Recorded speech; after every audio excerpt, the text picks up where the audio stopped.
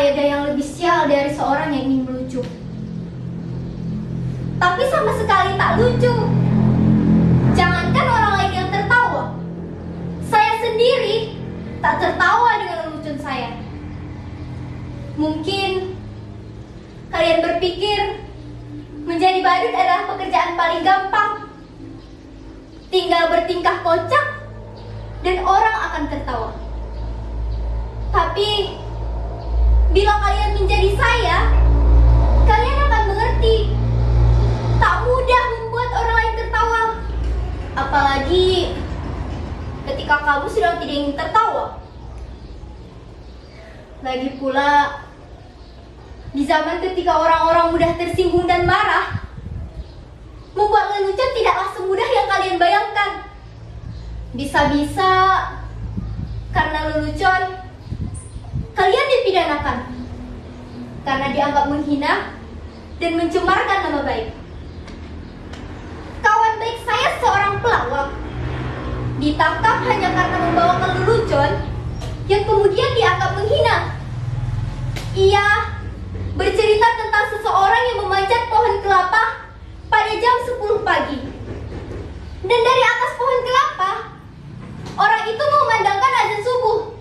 Tentu saja membuat gempar seluruh kampung. Orang-orang langsung berbondong-bondong mendatangi orang itu, berteriak-teriak menghujatnya. Bahkan ada yang ingin membunuhnya. Dasar orang aneh, turun kamu! Begitu kata orang-orang berteriak marah kepadanya. Berani-beraninya kamu melakukan penghinaan azan subuh jam 10 pagi. Dasar orang aneh, kafir! Tapi dengan tenang orang itu menjawab, loh, siapa yang aneh? Siapa yang kafir? Coba kalian pikir, saya azan jam 4 di masjid, tapi tak ada satupun dari kalian yang datang ke masjid. Begitu saya azan subuh jam 10 pagi, kok kalian malah berdatangan? Coba kalian pikir, siapa yang gak taat, siapa yang aneh, dan siapa yang kafir? Bapak saya dulu seorang badut. Karena bapak saya badut, saya pun jadi badut. Sekarang kan sedang ngetren, anak meneruskan orang tuanya. Kalau bapaknya presiden, ya anaknya kepingin jadi presiden. Enggak dong.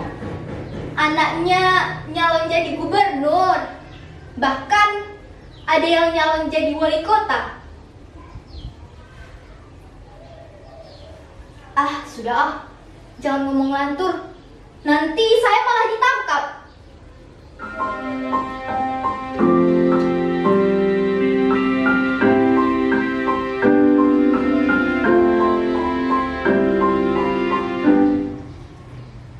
Aku nggak nyangka kamu bakalan datang.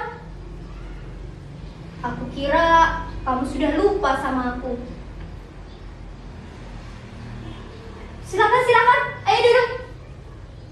Mau minum apa? Atau mau makan? Kamu nggak haus? Nggak lapar? Syukurlah. Kebetulan saya lagi nggak ada apa-apa. Tapi kita bisa pesan GoFood kok. Tapi kamu yang bayar ya. Yang datang pacar saya. Loh, jangan tersenyum aja gitu. Baru kayak saya juga manusia, bisa falling in love dan punya pacar. Lihat pacar saya, ganteng kan? Namanya Perel, lengkapnya Perel Karekel.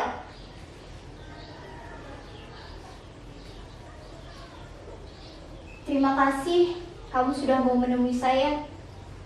Saya kira kamu sudah melupakan saya. Terima kasih kamu masih ingat saya. Kamu kangen ya? Saya juga. Rindu itu berat, kamu gak akan kuat. Biar aku saja. Jadi keinget Dilan.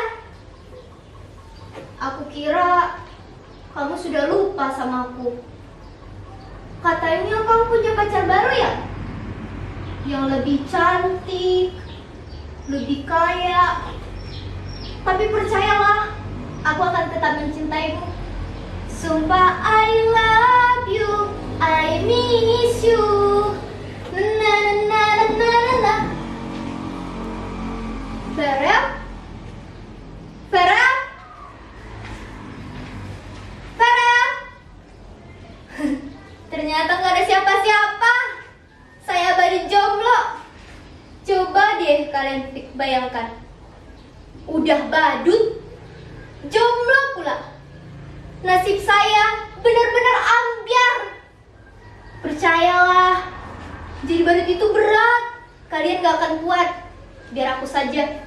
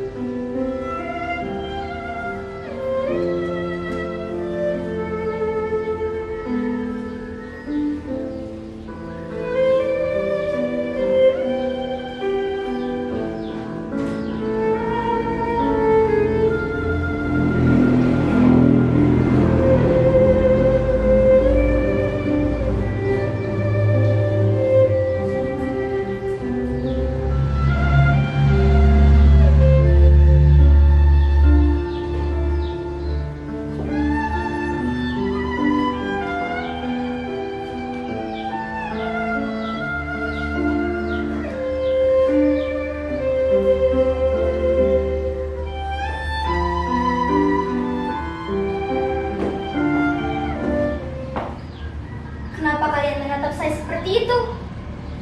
Apa ada yang aneh dengan saya? Sudah saya katakan, saya ini orang sial. Tapi nasib selalu punya kejutan-kejutan yang tidak pernah saya duga. Suatu hari, saya disuruh untuk mengisi hiburan di acara kampanye partai. Menurut saya, penampilan saya biasa-biasa saja. Tapi semua orang yang hadir tertawa terpingkal-pingkal. Saya hanya menggerakkan jari-jari saya seperti ini dan menggoyang-goyangkan pinggang saya seperti ini.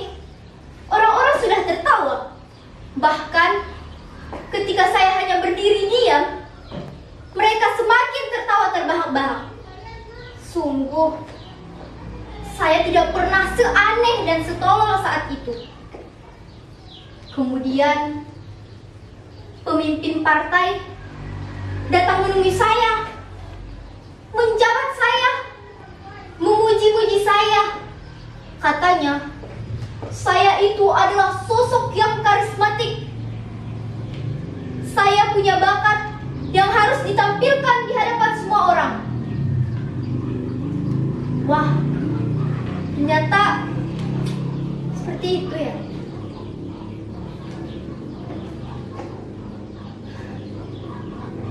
Nasib saya memang sial. Dulu menjadi badut, sekarang pun tetap jadi badut. Mereka menyuruh saya untuk ikut kampanye. Saya heran, soalnya ijazah pun tak punya. Tapi mereka berkata, jangankan ijazah, kebenaran pun bisa dipalsukan. Begitu kata mereka. Alangkah sialnya saya. Saya memenangkan pilkada itu. Mungkin mereka memilih saya karena saya dianggap bisa menghibur mereka. Saya dianggap sebagai seseorang yang bisa membuat mereka bahagia.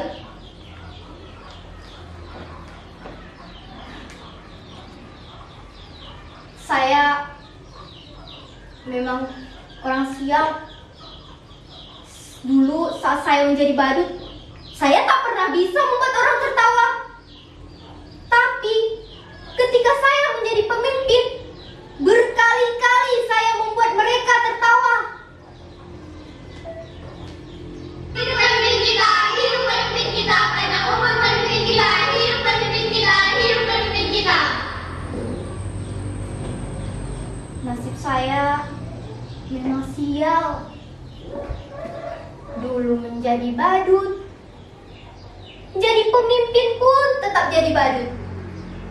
Badut yang bisa mereka atur, badut yang membuat mereka terhibur. Nasib saya benar-benar sial.